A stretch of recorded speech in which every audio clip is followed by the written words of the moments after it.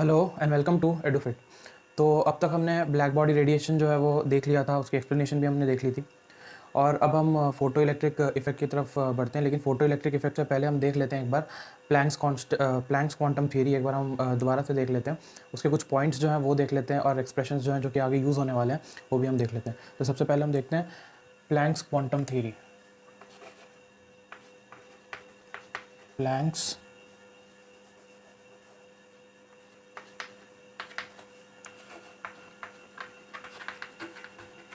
Planck's quantum theory of radiation. Planck's quantum theory of radiation. तो according to this theory जो कोई भी radiation है अगर वो एमिट होता है या एब्जॉर्ब होता है वो कॉन्टीन्यूसली नहीं होता, बट वो डिसकॉन्टीन्यूसली होता है in a form of small energy packets called quanta. Quanta जो कि प्लूरल है, और अगर हम उसको सिंगुलर फॉर्म में कहेंगे तो वो क्वांटम होता है। तो जो एनर्जी है वो कभी भी कॉन्टीन्यूसली एमिट नहीं होता, डिसकॉन्टीन्यूसली एमिट होता है या डिसकॉन्टीन्यूसली एब्जॉर्ब होता है, या डिस्क्रीट हम जिसको कहते हैं, डिस्क्रीट एनर्जी हम कहते हैं, उस फॉर्म में वो एब्जॉर्ब और एमिट होता है। जैसे वेव थियरी में हमने कहा था कि कॉन्टीन्यूसली एनर्जी जो है वो एमिट और एब्जॉर्ब होता है। इस केस में एनर्जी और रेडिएशन इज़ नॉट एमिटेड और absorbed continuously but discontinuously in the form of small packets known as quanta. तो सबसे पहला यही है कि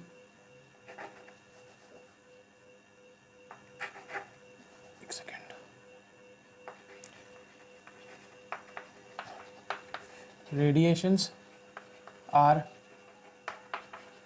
emitted or absorbed discontinuously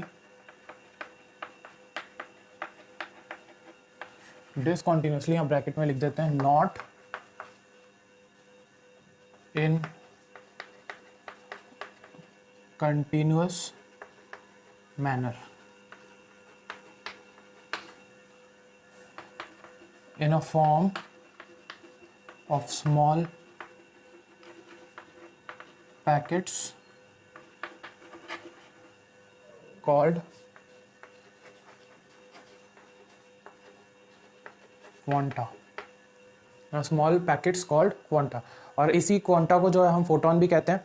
photon जो है वो लाइट पार्टिकल को हम फोटोन कहते हैं, जो कि मासलेस पार्टिकल होता है, उसका कोई मास नहीं होता, और लाइट पार्टिकल को ही हम फोटोन भी कहते हैं। लेकिन जो फोटोन है उसकी जो एनर्जी है वो भी कुछ इसी से मिलती जुलती है, तो इसीलिए हम एक क्वांटम को हम वन फोटोन भी कहते हैं। जो मतलब अगर पार्टिकली हम बात करें तो अगर हम एनर्जी के हिसाब से बात करें, यानी कि हम पैकेट्स के हिसाब से कहें तो उसको हम क्वांटम कहेंगे, लेकिन अगर हम जब पार्टिकल की बात करते हैं तो उसको हम फोटोन कहते हैं।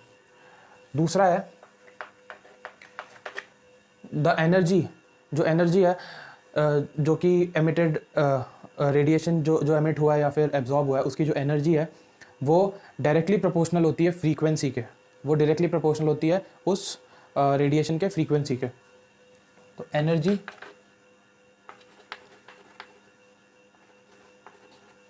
एमिटेड और एब्जॉर्ब्ड इज डायरेक्टली proportional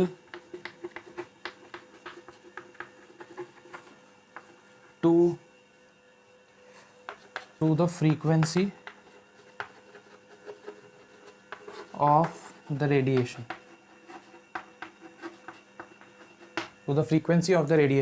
या फिर हम इसको ऐसे भी लिख सकते हैं E is equals to H nu, या फिर न्यू का हमने जो फॉर्मूला है, न्यू हमें पता था कि nu is equals to C by lambda होता है, तो हम इसको ये भी लिख सकते हैं E is equals to H C by lambda. तो ये भी हम लिख सकते हैं। और इसी के साथ ही मतलब मेन जो दो पॉइंट्स हैं वो यही हैं प्लैंक्स क्वांटम थ्योरी के। पहला तो ये है कि जो एनर्जी है वो कभी भी, जो रेडिएशन है वो कभी भी एमिट होता है या एब्जॉर्ब होता है तो वो डिसकंटिन्यूस फॉर्म में नहीं होता, वो कॉन्टिन्यूस फॉर्म में नहीं होता, वो डिस्क्रीट फॉर्म में होता है। और दूसरा, और जो डिस्क्रीट फॉर्म में होता है in the form of small packets known as quanta, और इसके बाद एनर्जी एमिटेड और absorbed is directly proportional to frequency of radiation, और ये आपको यहाँ पर एक्सप्रेशन मिल जाता है। तो सिंस जो एनर्जी है वो डिस्क्रीटली एमिट होता है या डिस्क्रीटली एब्जॉर्ब होता है, यानी कि डिसकॉन्टीन्यूस फॉर्म में एब्जॉर्ब या एमिट होता है, तो और हमें रिलेशन भी यहाँ से मिल गया कि E is equals to H nu. तो जो भी टोटल एनर्जी कोई बॉडी जो है वो एमिट करेगा या फिर एब्जॉर्ब करेगा, कोई भी रेडिएशन का जब एमिट होगा या एब्जॉर्ब होगा, तो जो उसका टोटल एनर्जी होगा वो E इक्वल्स एच न्यू के होल नंबर मल्टीपल में होगा। जो उसका टोटल एनर्जी होगा वो एच न्यू के होल नंबर मल्टीपल में होगा। यानी कि अगर मैं टोटल एनर्जी की बात करूं किसी भी रेडिएशन का, तो वो कुछ इस तरीके से होगा। ई टी अगर मैं टोटल एनर्जी लिख लेता हूं तो वो होगा या तो 2h न्यू, या तो हम उसको कह सकते हैं 3h न्यू, या फिर 5h न्यू, ऐसे होगा। यानी कि अगर इसको मैं जनरलाइज करूं तो ये होगा total energy is equals to N H nu, where N is a whole number. N is a whole number. तो इस तरीके से जो एनर्जी जो भी एमिट होगा या फिर जो भी रेडिएशन जो एमिट होगा या एब्जॉर्ब होगा, उसकी जो एनर्जी होगी वो होल नंबर मल्टीपल होगा किसका, एच न्यू का। एक चीज़ और है इसी में, हम एक टर्म आता है आइंस्टाइन, एक आइंस्टाइन जो है वो टर्म आता है। अब वन आइंस्टाइन को हम किस तरीके से डिफाइन करते हैं, one Einstein is equals to energy of one mole of quanta, energy of one mole of quanta या फिर वन मोल ऑफ फोटॉन्स। एक मोल फोटॉन की जो एनर्जी होगी उसको हम कहते हैं वन आइंस्टाइन। तो वन आइंस्टाइन की वैल्यू क्या हो जाएगी, one Einstein is equals to N nought H nu. यहाँ पर जो एन नॉट है वो एवोगाड्रोस नंबर है, क्योंकि हमें पता है एवोगाड्रोस नंबर ही डिफाइन करता है one mole of any type of particles, any type of substance जो है वो हम एवोगाड्रो नंबर से ही डिफाइन करते हैं। तो एन नॉट जो हो जाएगा यहाँ पे वो क्या होगा, Avogadro's number, Avogadro's number N nought की वैल्यू आ जाएगी। या फिर हम इसको आगे और लिख सकते हैं, N nought H C by lambda, N nought H C by lambda. तो ये कुछ एक्सप्रेशन आपको यहाँ से मिल जाते हैं। पहला तो एक ये हो जाता है आपका, उसके बाद एक ये हो जाता है टोटल एनर्जी का एक्सप्रेशन, उसके बाद ये एक हो जाता है वन आइंस्टाइन को हम किस तरीके से डिफाइन करते हैं। तो ये थी Planck's quantum theory of radiation. दो ही पॉइंट है इसके अंदर, ज़्यादा कुछ है नहीं, और कुछ एक्सप्रेशंस है जो कि बहुत इंपॉर्टेंट है। आगे जब हम फोटो इलेक्ट्रिक इफेक्ट जो है हम देखेंगे किस तरीके से उसको एक्सप्लेन किया गया था। और इस प्लैंक्स क्वांटम थ्योरी के न्यूमेरिकल करते हैं प्लैंक्स क्वांटम थ्योरी पे based. Calculate the value of energy emitted by a radiation having wavelength of 650 nanometre.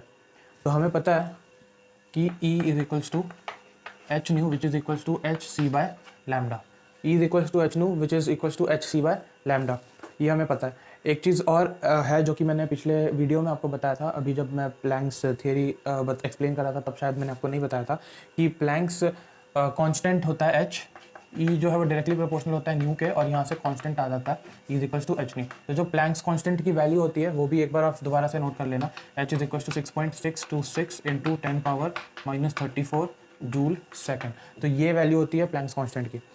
और यहाँ पर वैल्यू क्या दी हुई है, 650 नैनोमीटर जो कि वेवलेंथ है। तो लैम्डा की वैल्यू दी हुई है यहाँ पर 650 नैनोमीटर।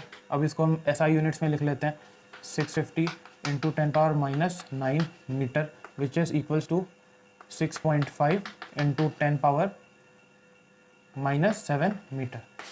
तो ये हमारा जो है SI यूनिट्स में आ गया वेवलेंथ।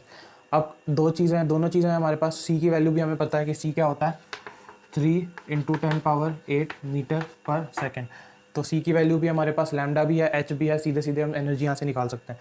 तो एनर्जी क्या हो जाएगा, H C by lambda which is equals to, H की वैल्यू क्या है यहाँ पे 6.626 into 10 power -34 into C 3 into 10 power 8 divided by lambda which is equals to 6.5 into 10 power -7, ये हो जाएगा। आप चाहिए तो आप यूनिट साथ में लिख सकते हैं, वरना आप जो है डायरेक्ट भी लिख सकते हैं। आपको पता है एनर्जी जो है वो हमेशा जूल्स में आती है। यहाँ से भी अगर आप देखें तो अगर हम यूनिट्स की यहाँ पर बात कर लेते हैं तो ये होता है जूल सेकंड हो जाएगा, ये होगा मीटर पर सेकंड, तो मीटर पर सेकंड हो गया, और नीचे ये हो गया लैम्डा वेवलेंथ, तो मीटर से मीटर कैंसिल हो जाएगा, पर सेकंड से पर सेकंड कैंसिल हो जाएगा, फाइनल आंसर आपका ये जो है वो जूल्स में आ जाएगा। अब इसको कैलकुलेट कर लीजिएगा, इसका आंसर जो आपको जूल्स में मिल जाएगा। If 1 mole of photons have energy 200 kilo joule, calculate the frequency of radiation. 1 mole of photon है जिसका एनर्जी 200 किलो जूल है, हमें कैलकुलेट क्या करना है, फ्रीक्वेंसी कैलकुलेट करना है। तो हमें पता है कि 1 मोल जो फोटॉन का जो एनर्जी है वो हम कैसे डिफाइन करते हैं, वो होता है 1 आइंस्टाइन से हम डिफाइन करते हैं, या फिर हम 1 आइंस्टाइन जो है उसी से हम डिफाइन करते हैं N nought H nu. N nought H nu, हमें पता है कि 1 आइंस्टाइन का मतलब क्या होता है, energy of 1 mole of photon. यही होता है ना, 1 आइंस्टाइन का मतलब क्या होता है, energy of 1 mole of photon. तो एनर्जी जो है 1 मोल ऑफ फोटॉन की हमें यहाँ पर एनर्जी दी हुई है, ठीक। और इसके बाद यहाँ पर एन नॉट और एच न्यू जो है वो हमें निकालना है, न्यू की वैल्यू हमें निकालनी है। एच हमें पता है Planck's constant 6.626 into 10 power -34 joule second होता है, और जो एन नॉट होता है वो हमें पता है कि जो नंबर ऑफ पार्टिकल्स होते हैं एवोगाड्रो नंबर जो है वो होता है 6.022 into 10 power 23 particles of photons, ये होते हैं। तो 1 आइंस्टाइन की वैल्यू हमें यहाँ पर मिल चुकी है, वो है 200 किलो जूल। किलो जूल को अगर हम जूल में कन्वर्ट करेंगे तो वो क्या हो जाएगा 10 पावर 3 जूल्स। और इसके बाद यहाँ पर एन नॉट की वैल्यू क्या है 6.022 इंटू 10 पावर 23 हो जाएगा, इंटू अगेन एच की वैल्यू क्या आ जाएगी 6.626 इंटू 10 पावर -34 इंटू न्यू, क्योंकि हमें ये निकालना है। तो आप यहाँ से कैलकुलेट कर लेना, ये बहुत आसान हो जाएगा आपके लिए। Nu is equals to 200 into 10 power 3 divided by 6.022 into 10 power 23 into 6.626 into 10 power -34। तो इसको आप कैलकुलेट करेंगे, आपकी वैल्यू जो है फाइनल वो हर्ट्स में या फिर पर सेकंड में आपकी इसकी वैल्यू जो है वो। तो ये एक और टाइप का क्वेश्चन है जिसमें आपको नंबर ऑफ फोटॉन्स निकालना है, और एनर्जी आपको दी हुई है, और वेवलेंथ भी आपको दिया हुआ है, पर नंबर ऑफ फोटॉन्स निकालना है। लेकिन हमारा कोई भी रिलेशन जो है अभी तक हमें नहीं मिला जो कि नंबर ऑफ फोटॉन्स को एनर्जी के साथ या वेवलेंथ या फ्रीक्वेंसी के साथ हमें रिलेट करे। लेकिन यहाँ पर आपको एक चीज़ ध्यान देने वाली ये है कि जो टोटल एनर्जी है वो दी हुई है, आपको पर फोटॉन की यानी कि एक फोटॉन की एनर्जी खुद निकालनी पड़ेगी यहाँ पे। तो पहले क्वेश्चन पढ़ लेते हैं, फिर देखते हैं कि क्या है ये। If a photon detector receives energy of 3.21 into 10 power -17 joule and wavelength of radiation is 520 nanometre. जो फोटोन डिटेक्टर है वो 3.21 into 10 power -17 joule of energy जो है वो रिसीव कर रहा है, और साथ ही साथ जो वेवलेंथ है रेडिएशन का वो है 520 nanometre. Calculate the number of photons received by the detector. तो यहाँ पर जो एनर्जी रिसीव हो रही है, टोटल एनर्जी जो रिसीव हो रही है वो है 3.21 इंटू 10 पावर -17 जूल, ठीक है। और इसके बाद यहाँ पर जो नैनोमीटर जो फ्रीक्वेंसी जो वेवलेंथ दिया हुआ है 520 नैनोमीटर है उस रेडिएशन का। अब अगर हमें वेवलेंथ हमें पता लग गया तो हम एक फोटॉन की एनर्जी वहाँ से निकाल लेंगे। एक फोटॉन की एनर्जी अगर हमने वहाँ से निकाल ली तो टोटल जो एनर्जी हमें मिली है उसको अगर हम एक फोटॉन की एनर्जी से डिवाइड करेंगे तो हमें नंबर ऑफ फोटॉन जो है वहाँ से मिल जाएगा। तो ये इसको करते हैं एक बार हम देखते हैं इसको क्या होगा। वेवलेंथ जो है 520 नैनोमीटर है, यानी कि lambda is equals to 520 nanometre which is equals to 520 into 10 power -9 metre which is equals to 5.20 into 10 power -7 metre. तो हमने एक स्टैंडर्ड फॉर्म में इसको लिख लिया, जो कि साइंटिफिक नोटेशन हम जिसको कहते हैं वो उस फॉर्म में हमने इसको लिख लिया। इसके बाद अगर वेवलेंथ हमें मिल गया तो हम एनर्जी निकाल सकते हैं। एनर्जी क्या है एच सी बाय लैम्डा, यही है energy is equal to H C by lambda. H की वैल्यू क्या है 6.626 इंटू 10 पावर -34। इसके बाद सी की वैल्यू क्या है, यहाँ पर यूनिट्स भी लिख ही लेते हैं साथ में। सी की वैल्यू क्या है 3 इंटू 10 पावर 8 मीटर पर सेकेंड डिवाइडेड बाय लैम्डा जो है वो है 5.2 इंटू 10 पावर -7 मीटर। तो ये आ गया, मीटर से मीटर कैंसिल, सेकंड से सेकंड कैंसिल, ये एक वैल्यू आपकी आ जाएगी। इसको मैं अभी आपको कैलकुलेट करके बता देता हूँ कि इसकी वैल्यू क्या मिलेगी। तो इसकी वैल्यू आएगी 3.82 into 10 power -34 into 10 power 8 into 10 power -7। तो पावर्स को सॉल्व कर लेते हैं। ये अगर ऊपर गया तो 15 हो जाएगा, पॉजिटिव 15, और माइनस करेंगे तो 19। तो 3.82 इंटू 10 पावर -19 जूल। तो इतनी एनर्जी जो है वो एक फोटोन की एनर्जी आ गई, लेकिन हमें टोटल एनर्जी यहाँ पर दिया हुआ है। तो नंबर ऑफ फोटॉन्स क्या होगा, photons is equals to total energy divided by energy of one photon. तो टोटल एनर्जी क्या है, 3.21 into 10⁻⁻17 joule divided by 3.82 into 10⁻⁻19 joule. ये आ जाएगा यहाँ से। आप इसको कैलकुलेट कर लेना, जो भी वैल्यू आएगा, अगर वो फ्रैक्शन में होगा, जो भी वैल्यू फ्रैक्शन में होगा तो उसको आप होल नंबर में उसको कन्वर्ट कर लेना। यानी कि अगर मान लीजिए कोई वैल्यू आ जाता है 116.5, अगर ऐसा कोई वैल्यू आता है 116.5, तो इसको आप 116.5 या 116.6 ऐसा कोई वैल्यू आता है तो इसको आप 117 में कन्वर्ट कर लेना, क्योंकि जो फोटोन है वो एक पार्टिकल है। फोटोन जो है वो पार्टिकल है, तो वो कभी भी फ्रैक्शन में तो बिल्कुल नहीं हो सकता। तो जो भी इसकी वैल्यू आएगी उसको आप होल नंबर में कैलकुलेट कर लीजिए। तो अब आगे बढ़ते हैं और देखते हैं फोटो इलेक्ट्रिक इफेक्ट क्या होता है, फोटो इलेक्ट्रिक फिनोमिना जो है वो क्या होता है। Photo electric effect, photo electric effect. तो फोटो इलेक्ट्रिक इफेक्ट पहले तो इसको डिफाइन कर लेते हैं, या फिर ऐसा करते हैं, पहले जो एक्सपेरिमेंट किया गया था हर्ट्स के थ्रू, हर्ट्स ने जो एक्सपेरिमेंट किया था उसको पहले समझ लेते हैं कि वो क्या था, उसके बाद हम डेफिनेशन देखते हैं। तो उन्होंने सबसे पहले क्या किया, एक इवैक्यूएटेड ट्यूब ले लिया, इवैक्यूएटेड ट्यूब यानी कि खाली ट्यूब, और जो एनोड था, जो नेगेटिव टर्मिनल था, उसको एक मेटल शीट से या फिर एक मेटल सरफेस से रिप्लेस कर दिया। तो यहाँ पर आपका एक मेटल सरफेस है और यहाँ पर आपका कैथोड। तो मेटल सरफेस है, ये नेगेटिवली चार्ज एनोड है और ये पॉजिटिवली चार्ज यहाँ पर पॉजिटिव टर्मिनल है, जिसको हम कैथोड कहते हैं। और इसको बाहर जो है आप गल्वेनोमीटर कह लीजिए, चाहे एमीटर कह लीजिए, एमीटर लिख लेते हैं ये यहाँ पर, एमीटर से जो है वो कनेक्ट कर दिया था। तो अब हुआ क्या कि उन्होंने क्या किया कि ये जो था उनका सेटअप था, एक्सपेरिमेंट का उनका जो है वो सेटअप था। उन्होंने क्या किया, एक लाइट बीम को स्ट्राइक करवाया किस पे, मेटल सरफेस पे। एक light beam of a suitable frequency उसको स्ट्राइक करवाया मेटल सरफेस पे, और फिर उन्होंने देखा कि यहाँ से जो है वो इलेक्ट्रॉन्स जो है वो इजेक्ट हो रहे हैं, यहाँ से इलेक्ट्रॉन्स इजेक्ट हो रहे हैं और इलेक्ट्रॉन्स इजेक्ट होकर नेगेटिव टर्मिनल से पॉजिटिव टर्मिनल की तरफ बढ़ रहे हैं। और जैसे वो इलेक्ट्रॉन्स पॉजिटिव टर्मिनल पे पहुंच रहे हैं तो यहाँ पर एमीटर में जो है वो डिफ्लेक्शन उनको नजर आई, यानी कि सर्किट जो है वो कंप्लीट हो रहा था। डिफ्लेक्शन तो तभी होगा जब करंट वहाँ से पास होगा। तो इसका मतलब ये है कि सर्किट जो है वो कंप्लीट हो रहा था और यहाँ पर एमीटर के अंदर जो है उनको जो है वो डिफ्लेक्शन जो है वो नज़र आया। एमीटर आप यूज़ कर सकते हैं या फिर यहाँ गैल्वेनोमीटर भी यूज़ कर सकते हैं।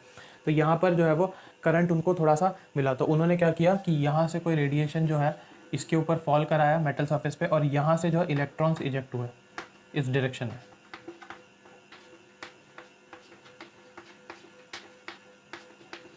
तो इस डायरेक्शन में यानी कि कैथोड की तरफ जो इलेक्ट्रॉन्स इजेक्ट हुए। तो कहने का मतलब है कि उनको ऑब्जर्व नहीं किया गया, मतलब आंखों से तो कोई इलेक्ट्रॉन्स को देख नहीं सकता। तो जब करंट डिटेक्ट होगा तो इसका मतलब यही होगा कि यहाँ से इलेक्ट्रॉन ही निकला होगा, क्योंकि इलेक्ट्रॉन ही एक पार्टिकल है जो कि रिस्पॉन्सिबल होता है इलेक्ट्रिक करंट के लिए।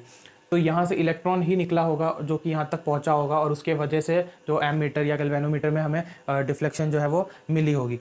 तो ये पूरा उनका ऑब्जर्वेशन था और ये परफॉर्म किया गया था हर्ट्स के थ्रू। हर्ट्स ने इस एक्सपेरिमेंट को जो है वो परफॉर्म किया था और उन्होंने जो है ये ऑब्जर्वेशन देखा कि इलेक्ट्रॉन्स जो है वो मेटल सरफेस से इजेक्ट हो रहे हैं, निकल रहे हैं। कब? जब एक सूटेबल फ्रीक्वेंसी की लाइट जो है लाइट बीम जो है वो उस मेटल सरफेस पे स्ट्राइक कर रही है, टकरा रही है। तो इलेक्ट्रॉन्स जो है वो इजेक्ट हो रहे हैं और जो सर्किट है वो यहाँ पर कंप्लीट हो रहा है और एमीटर के अंदर आपको डिफ्लेक्शन मिल रहा है। तो इसी को हम जो ये फिनोमिना है इसी को हम कहते हैं फोटो इलेक्ट्रिक इफेक्ट। तो इसको हम कुछ इस तरीके से डिफाइन कर सकते हैं कि ejection of electron from metal surface, photoelectric effect can be defined as ejection of electron from a metal surface when a light of suitable frequency strikes on it. ठीक, तो it can be defined as ejection of electrons from a metal surface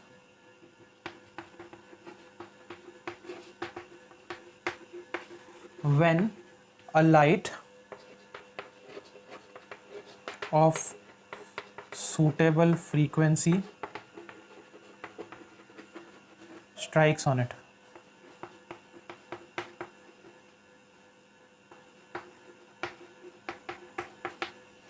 when a light or suitable frequency strikes on it। तो इसी को हम क्या कहते हैं, photo electric effect या फोटो इलेक्ट्रिक फिनोमिना। और एक चीज़ और है यहाँ पे कि जो इलेक्ट्रॉन्स जो कि इजेक्ट हुए हैं उसको हम कहते हैं फोटो इलेक्ट्रॉन्स। उसको हम क्या कहते हैं, फोटो इलेक्ट्रॉन्स। फोटो इलेक्ट्रॉन्स हम उसको इसलिए कहते हैं क्योंकि उनका जो इजेक्शन है उसका कॉज क्या है, एक लाइट बीम है। और जैसे कि हमने अभी देख लिया था black body radiation Planck's quantum theory में कि जो पार्टिकल्स होते हैं जो कि जो रेडिएशन होता है वो डिसकॉन्टीन्यूअस होता है, वो कॉन्टीन्यूअस नहीं होता। और डिसकॉन्टीन्यूअस होता है जो कि एक स्मॉल पैकेट्स के फॉर्म में होता है, एनर्जी पैकेट्स के फॉर्म में होता है, जिसको हम क्वांटम कहते हैं या फिर हम उसको फोटॉन्स कहते हैं।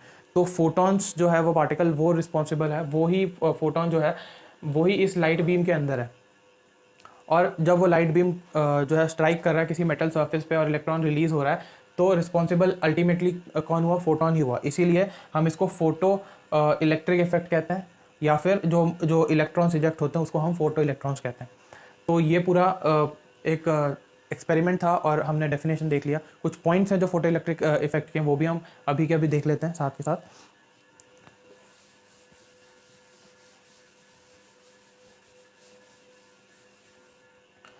तो सबसे पहला पॉइंट यही है कि कोई टाइम लैग जो है स्ट्राइक होने में और इलेक्ट्रॉन्स के निकलने में कोई भी टाइम लैग नहीं होता। There is no time lag between the striking of photons on the metal surface and the ejection of electrons। ठीक, यानी कि जैसे ही जो फोटोन है या लाइट बीम है मेटल सरफेस पे टकराता है वैसे ही इलेक्ट्रॉन्स जो है वो इजेक्ट हो जाते हैं, बाहर जो है वो निकल आते हैं। तो सबसे पहला पॉइंट तो यहाँ पर यही होगा कि there is no time lag between the striking of photons या फिर ऑफ लाइट बीम्स लिख लेते हैं, of light beam and ejection of electrons. ठीक, तो ये आपका पहला पॉइंट आ गया कि जैसे ही लाइट बीम स्ट्राइक करेगा वैसे इलेक्ट्रॉन जो है वो निकल जाएगा, कोई टाइम लैग नहीं होगा। दूसरा पॉइंट क्या है कि अ certain minimum frequency known as threshold frequency is required to eject the electron out of the metal surface। यानी कि एक certain minimum frequency चाहिए, एक फ्रीक्वेंसी जिस फ्रीक्वेंसी से ऊपर ही होना चाहिए वो फ्रीक्वेंसी उस लाइट बीम का, तभी इलेक्ट्रॉन्स जो है वो इजेक्ट हो पाएंगे। और ये जो फ्रीक्वेंसी है दैट डिपेंड्स अपॉन जो थ्रेशोल्ड, जो मिनिमम फ्रीक्वेंसी की मैंने बात की जिसको हम थ्रेशोल्ड फ्रीक्वेंसी यहाँ पर कह रहे हैं, वो थ्रेशोल्ड फ्रीक्वेंसी डिपेंड करता है मटेरियल के ऊपर, मेटल के ऊपर, टाइप ऑफ जो सब्सटेंस है उसके ऊपर डिपेंड करता है। तो हर एक सब्सटेंस का, हर एक मेटल का एक मिनिमम फ्रीक्वेंसी होता है, जिससे कम अगर आप फ्रीक्वेंसी की लाइट उसके ऊपर स्ट्राइक करोगे तो कोई भी इलेक्ट्रॉन जो है वो इजेक्ट नहीं होगा, कोई फोटो इलेक्ट्रिक फिनोमेना आपको ऑब्जर्व नहीं होगा। लेकिन जैसे ही उस मिनिमम फ्रीक्वेंसी को क्रॉस करता हुआ कोई फ्रीक्वेंसी का जो रेडिएशन है वो आके उसको स्ट्राइक कर देता है तो इलेक्ट्रॉन्स जो है वो इजेक्ट होना स्टार्ट हो जाते हैं, और उस मिनिमम फ्रीक्वेंसी को हम कहते हैं थ्रेशोल्ड फ्रीक्वेंसी। सो अगला जो पॉइंट है वो है अ certain minimum frequency called threshold frequency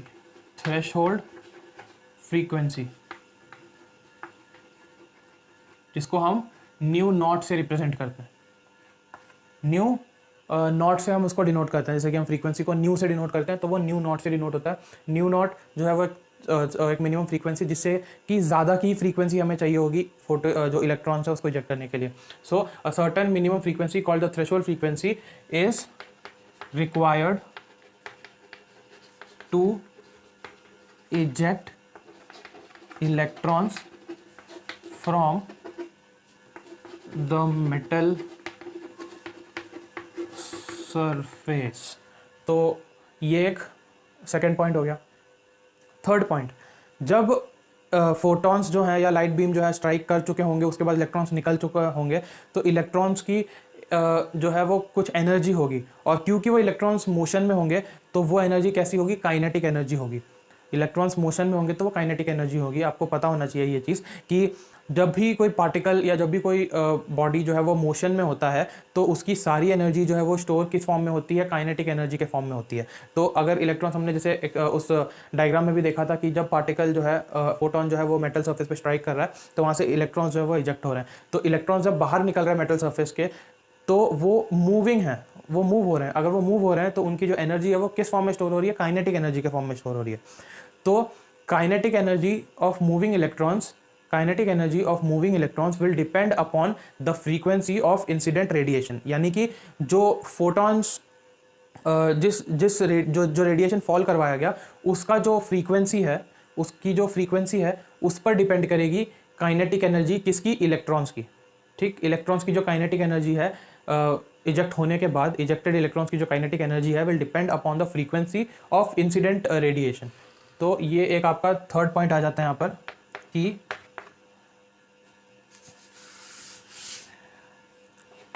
kinetic energy of ejected electrons depends upon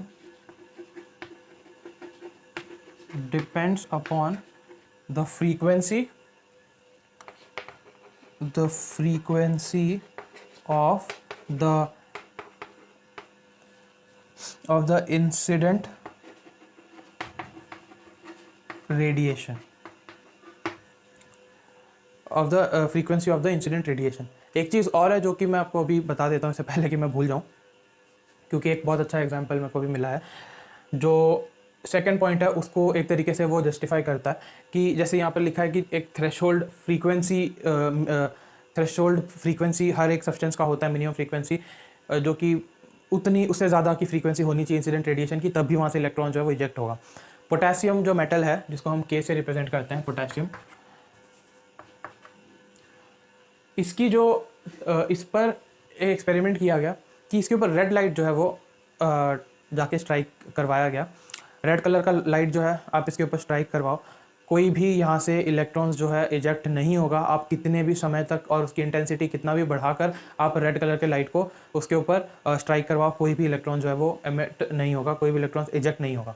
ठीक, और रेड लाइट जिसकी हम फ्रीक्वेंसी जो है 4.3 × 10⁻14 हर्ट्ज़ के बराबर है, ये रेड लाइट की फ्रीक्वेंसी है।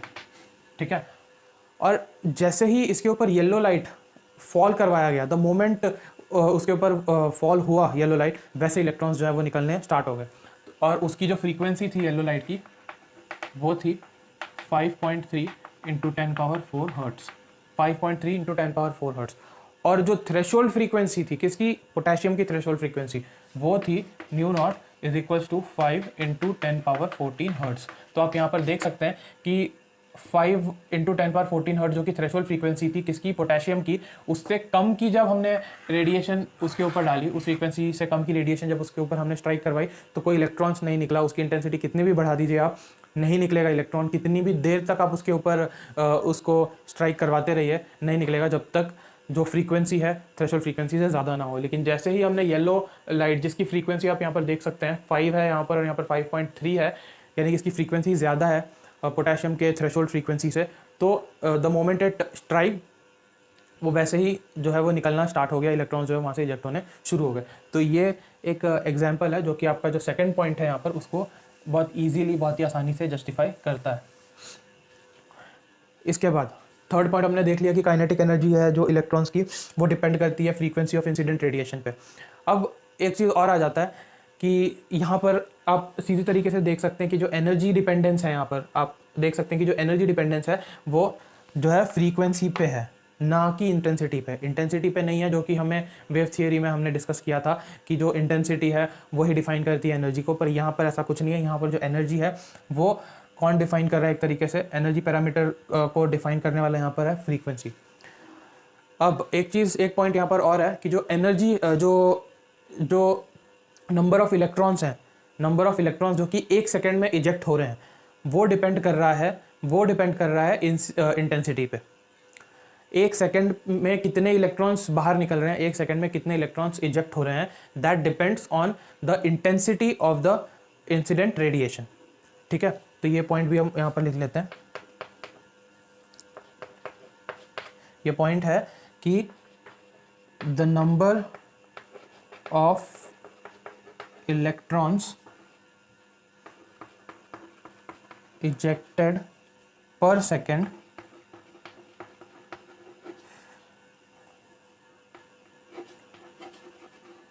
depends on the intensity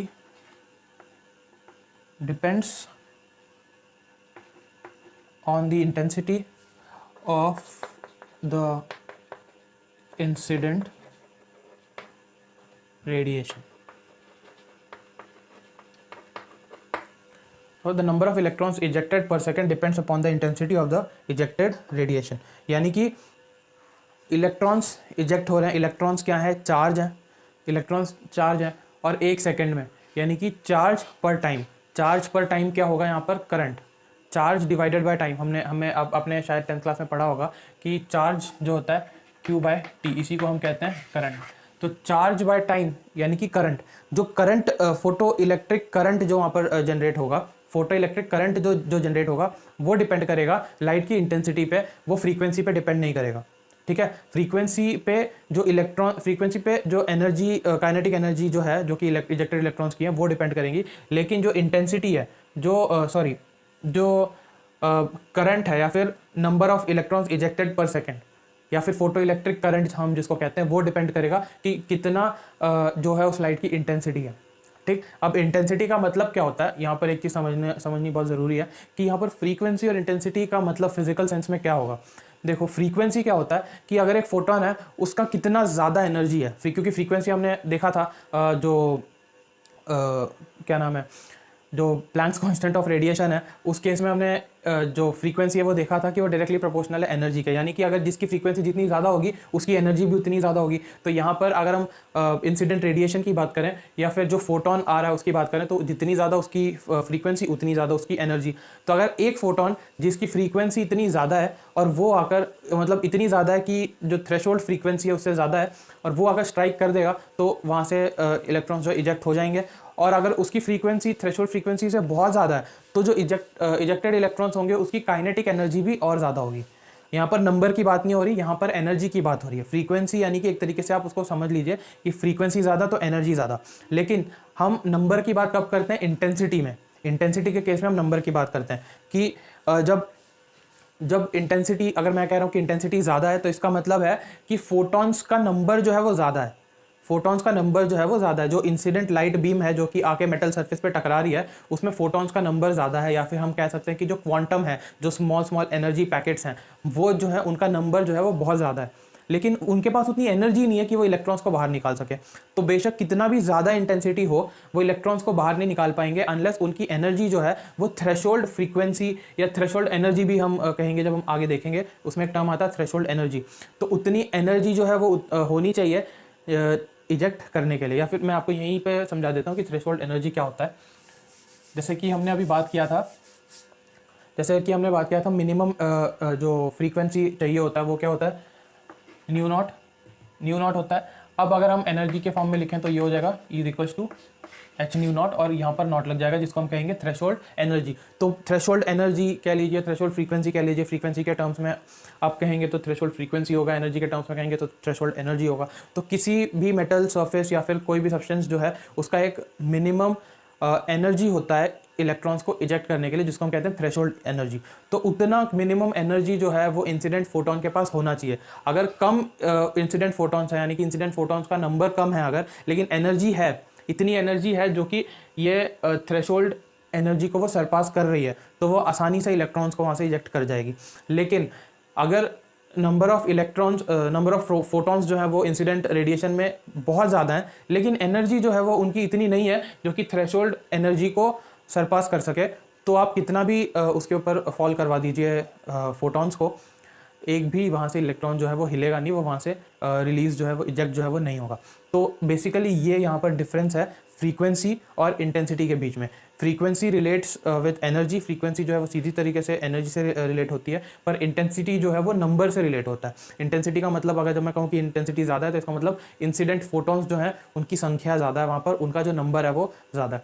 तो इंटेंसिटी अगर ज़्यादा होगा तो जो करंट होगा नंबर ऑफ इलेक्ट्रॉन्स इजेक्टेड पर सेकंड जो है वो ज़्यादा होगा, क्योंकि नॉर्मल सी बात है, एक फोटोन जो है, अगर एक इलेक्ट्रॉन को अगर इजेक्ट कर रहा है तो जितना ज़्यादा फोटोन जो है उसके ऊपर स्ट्राइक करेगा, याद रखना यहाँ पर जो फोटोन की एनर्जी है वो E0 से ज़्यादा होनी चाहिए, तभी वो इलेक्ट्रॉन को इजेक्ट करेगा। पहला कंडीशन तो यही हो जाता है कि जो फोटोन है उसकी एनर्जी E0 से ज़्यादा होनी चाहिए। अगर फोटोन्स की एनर्जी E0 से ज़्यादा है और वो जाके स्ट्राइक कर रहा है तो वो इलेक्ट्रॉन्स को इजेक्ट करेगा। अब वो ही फोटोन की संख्या अगर आप बढ़ा देते हैं, नंबर अगर बढ़ा देते हैं, तो उसके बाद जो इलेक्ट्रॉन्स जो है वहाँ से जो इजेक्ट होंगे वो उनका भी नंबर जो है वो ज़्यादा होगा। अगर नंबर ज़्यादा होगा तो पर सेकंड जो इलेक्ट्रॉन्स इजेक्ट हुए हैं वो भी ज़्यादा होगा, और पर सेकंड इलेक्ट्रॉन्स पर सेकंड या फिर चार्ज पर सेकंड, उसको हम क्या कहते हैं, करंट। तो फोटो इलेक्ट्रिक करंट जो है वो ज़्यादा होगा अगर इंटेंसिटी जो है वो ज़्यादा होगी।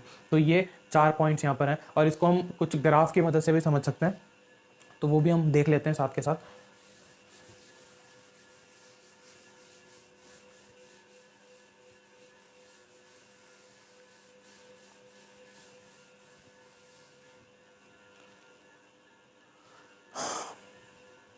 तो सबसे पहला है यहाँ पे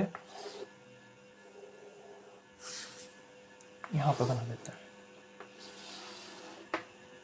तो सबसे पहला है फ्रीक्वेंसी ऑफ इंसिडेंट रेडिएशन और काइनेटिक एनर्जी के बीच में ग्राफ। तो काइनेटिक एनर्जी जो है वो ऊपर के डायरेक्शन में है, यानी कि वाई एक्सिस पे है, और एक्स एक्सिस पे है आपका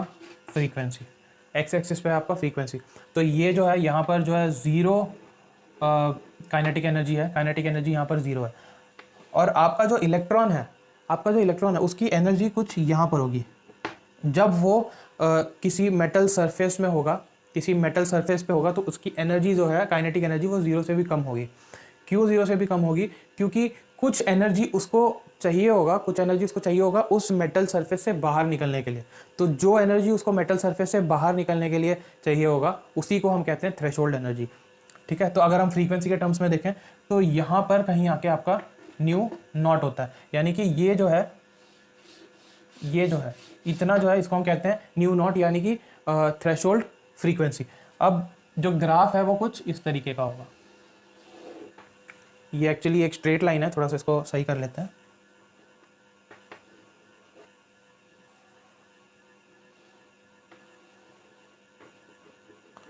तो कुछ ऐसा होगा, यानी कि अगर आपने एक रेडिएशन को फॉल करवाया जिसकी एनर्जी जो है वो जिसकी फ्रीक्वेंसी जो है वो न्यू नॉट से ज़्यादा है, तो सबसे पहले क्या होगा कि उसका काम पहले क्या होगा कि जो मेटल सरफेस है उससे इलेक्ट्रॉन्स को बाहर निकालना। तो मेटल सरफेस से इलेक्ट्रॉन्स को बाहर निकालने के लिए भी कुछ फ्रीक्वेंसी की ज़रूरत पड़ेगी, कुछ एनर्जी की ज़रूरत पड़ेगी। तो वो एनर्जी जो होगा वो इतना होगा, this is known as threshold energy. और यहाँ पर मैं लिख भी देता हूँ, nu not is equals to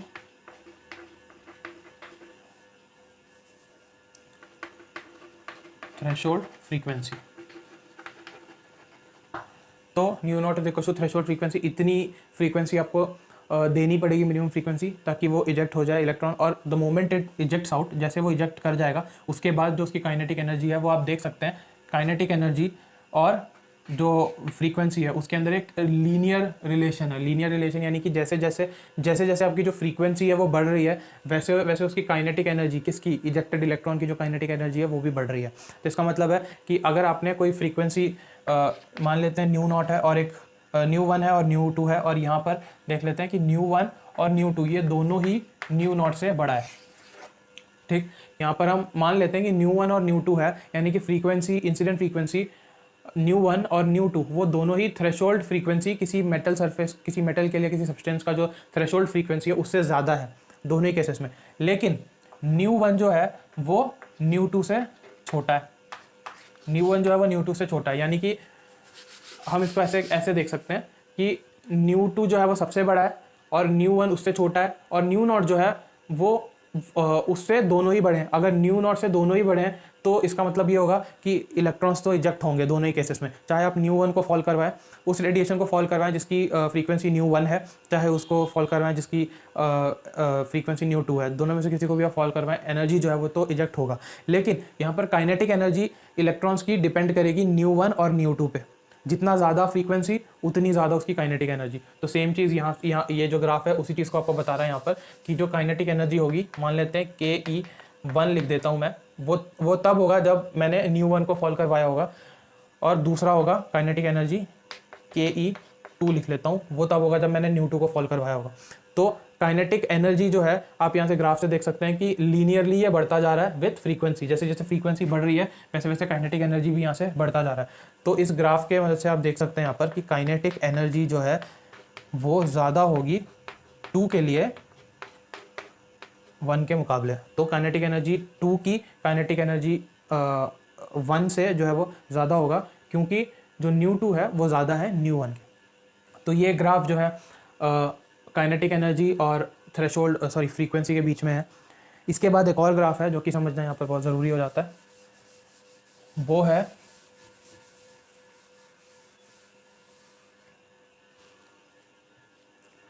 है इंटेंसिटी और काइनेटिक एनर्जी के लिए, इंटेंसिटी और काइनेटिक एनर्जी के लिए। तो ये रही यहाँ पर इंटेंसिटी और ये y एक्सिस पे आपकी kinetic energy, intensity on x and kinetic energy on y। तो y एक्सिस पे आपकी यहाँ पर काइनेटिक एनर्जी आ गई। तो हमने क्या देखा था जब हम कुछ पॉइंट्स फोटो इलेक्ट्रिक फिनोमिना के बारे में जब हम पढ़ रहे थे अभी, तो हमने ये देखा था कि इंटेंसिटी जो है वो वैसे भी डिपेंड नहीं करती, इंटेंसिटी से जो एनर्जी है वो वैसे भी इंटेंसिटी पर डिपेंड नहीं करती। तो थ्रेशोल्ड एनर्जी हो चाहे कोई भी एनर्जी हो, उसका कोई लेना देना ही नहीं है इंटेंसिटी से। तो सीधी सी चीज़ है, यहाँ से जो काइनेटिक एनर्जी है वो बिल्कुल एक कांस्टेंट होगा। आप कितनी भी इंटेंसिटी को बढ़ा लो, काइनेटिक एनर्जी ऊपर की तरफ बढ़ने वाला है ही नहीं, वो इतना का इतना ही होगा। अगर जो भी इजेक्टेड इलेक्ट्रॉन है, इजेक्टेड इलेक्ट्रॉन की जो क्या कहते हैं, इजेक्टेड इलेक्ट्रॉन है, मान लीजिए इलेक्ट्रॉन जो है वो इजेक्ट हो चुका है और उसकी काइनेटिक एनर्जी कुछ इतनी है, इतनी उसकी काइनेटिक एनर्जी है, लेकिन आप इंटेंसिटी कितनी भी यहाँ पर बढ़ा लो, काइनेटिक एनर्जी ऊपर की तरफ नहीं बढ़ेगी। क्यों नहीं बढ़ेगी? क्योंकि इंटेंसिटी जो है वो कभी भी एनर्जी को डिफाइन